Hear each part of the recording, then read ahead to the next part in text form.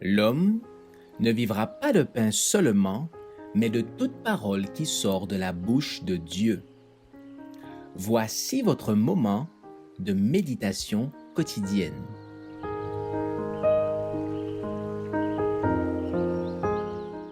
Vous recevrez une puissance.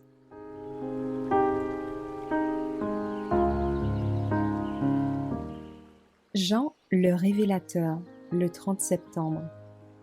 Moi, Jean, qui suis votre frère et qui prend part à la tribulation, à la royauté, à la persévérance en Jésus, j'étais dans l'île appelée Patmos, à cause de la parole de Dieu et du témoignage de Jésus.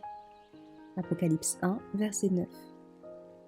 Selon les apparences extérieures, les ennemis de la vérité triomphaient. Mais la main de Dieu était à l'œuvre, invisible dans l'obscurité. Le Seigneur permit que son serviteur soit emmené dans un lieu où il pouvait se révéler à lui comme jamais auparavant, où il pouvait lui confier des connaissances infiniment précieuses pour l'Église, où l'isolement ouvrait l'oreille et le cœur. L'homme qui exila Jean n'en était pas moins responsable de ses actes, mais il devint un instrument de Dieu, et son effort même pour éteindre la flamme de la vérité l'a mis au contraire en relief. Jean perdait la compagnie de ses frères et sœurs croyants, mais rien ne pouvait lui faire perdre la compagnie du Christ. Ce dernier baigna son serviteur d'une grande lumière.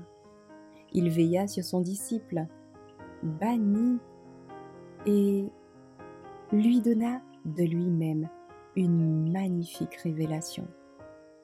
Ce disciple bien-aimé fut comblé d'immenses bénédictions.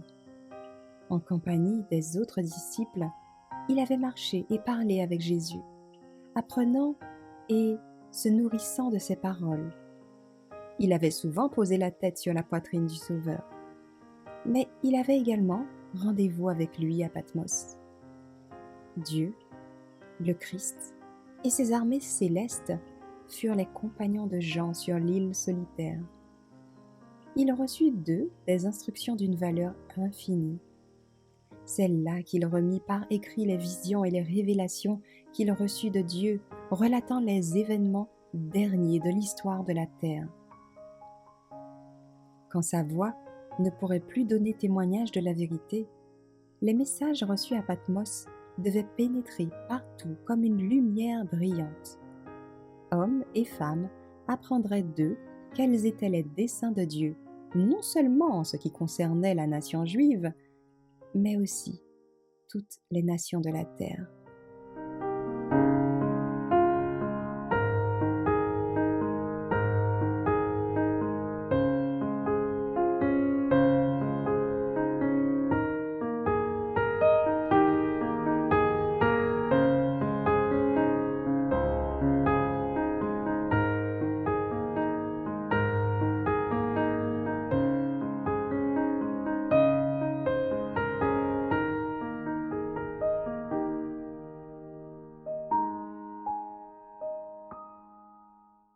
Merci d'avoir écouté cette présentation.